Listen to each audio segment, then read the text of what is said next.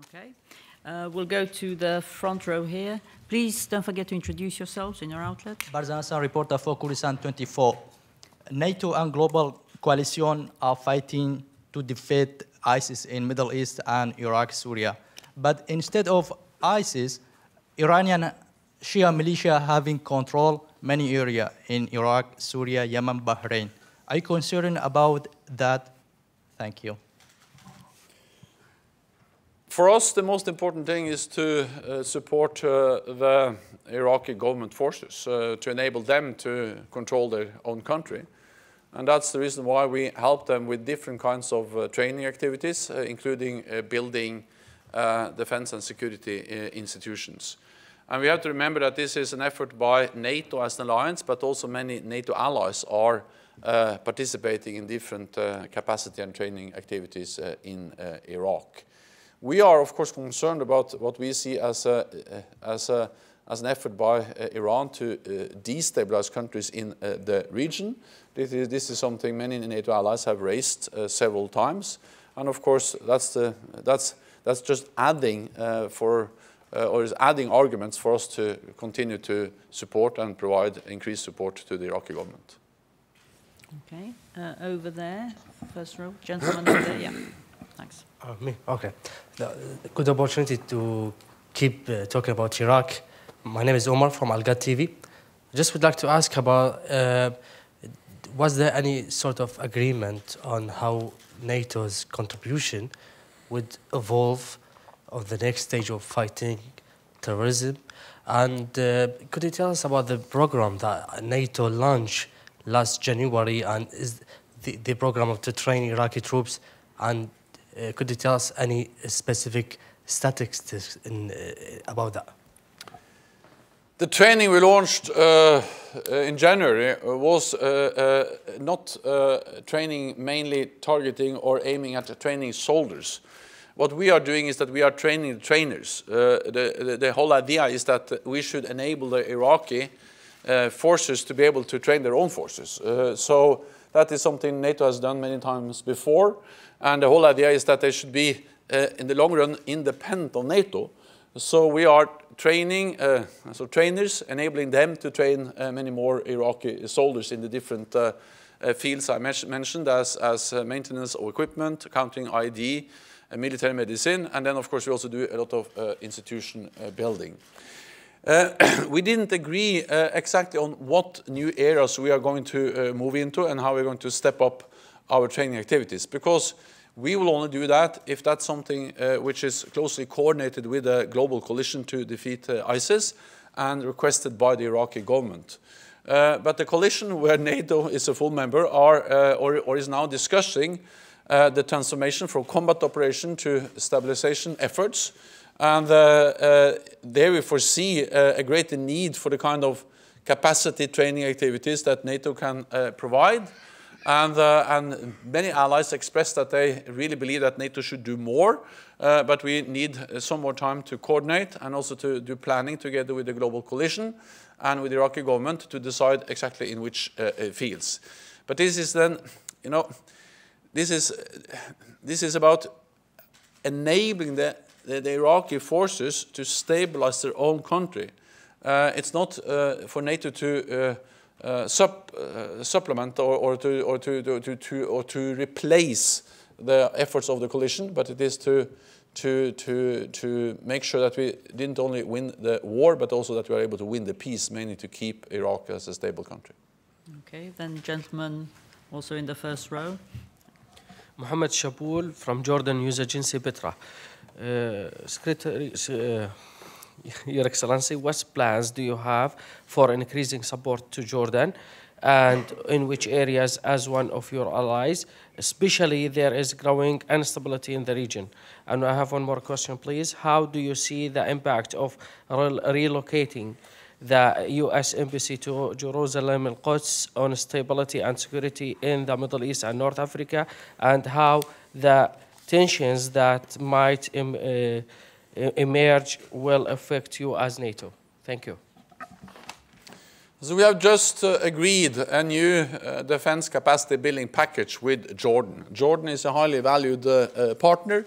Jordan is a kind of island of stability in a sea of instability in the region. NATO has been working with Jordan for many years, and part of the defense capacity building package we just agreed is this crisis management center in Jordan, where several allies announced that they are going to provide personnel support to use this center as a new tool in helping and supporting Jordan.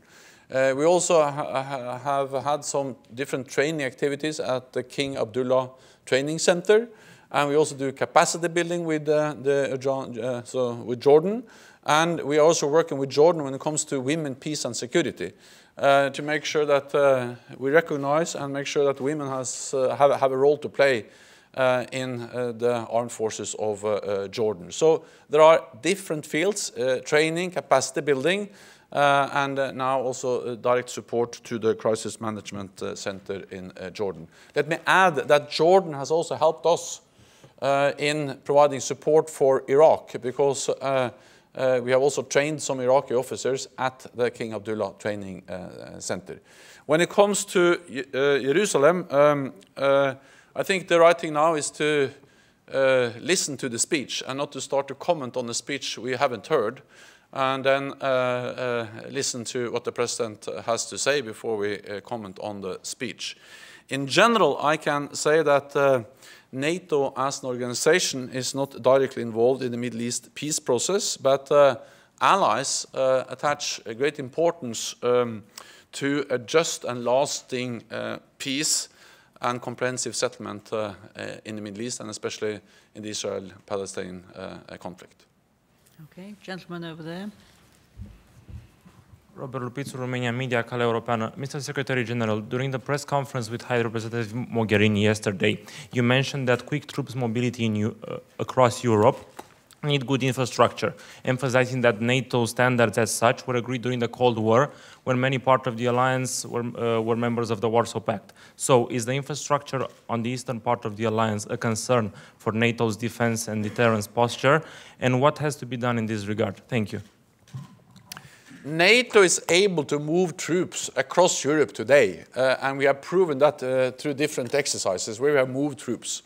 But we are focused on military mobility, on infrastructure, because we want to be able to move more troops more quickly. And that's exactly why we are working with the European Union to make sure that the infrastructure meets the requirements which are needed to move heavy equipment across Europe. This is about roads, railroads, ports, airports, and that kind of infrastructure. But it's also about making sure that we have the means of transportation, that we have the trucks and the railroad carts and all the other means of transportation we need to move. And again, we have that today, but we need to scale up to have more to make sure that we have all the assets available if we need to move heavy equipment very fast or quickly across Europe. This is partly about nations, but also partly about the EU, and it's about NATO also defining requirements for moving military equipment also from countries outside the European Union, not least from North America, United States and Canada. We have started this process. We have started staff-to-staff talks with the Europeans, with the European Union, to analyze gaps, to have a mapping exercise, and then based on that we will move forward together. Okay, lady over here.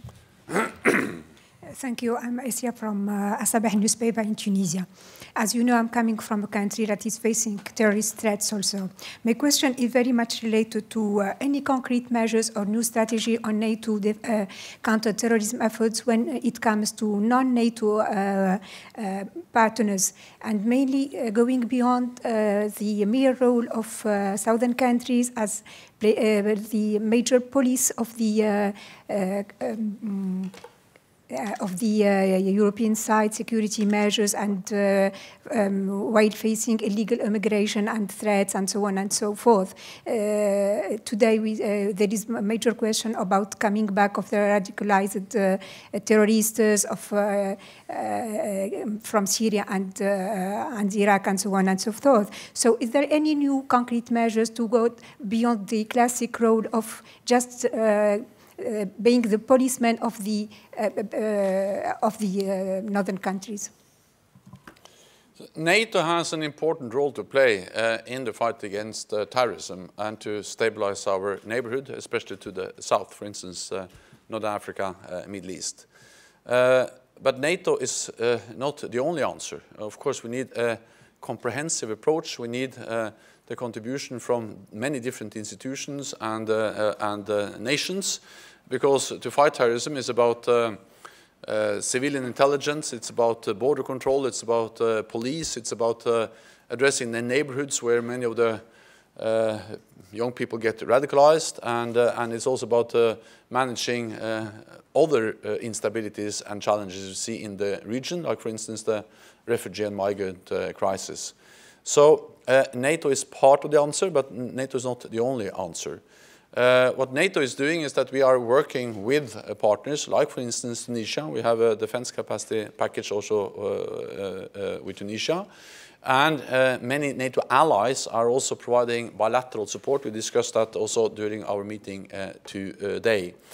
NATO is not the first responder to the migrant and refugee crisis, but we provide support to the European Union. For instance, our Operation Sea Guardian provide direct support to Operation Sophia, which is the EU operation in the Mediterranean. We provide logistical support, we share information, and we provide support in other ways. So NATO ships are helping EU ships to conduct their tasks in the Mediterranean. We also help to implement a weapons embargo in Libya. And we are present in the Aegean Sea with our maritime presence of NATO ships there. So helping to implement the the EU-Turkey agreement on migrants. So I think that you just have to understand that NATO has an important role, and in some countries we have a big presence, like for instance in Afghanistan. In other countries we do more capacity building, and in other situations we are providing support, for instance, to the European Union.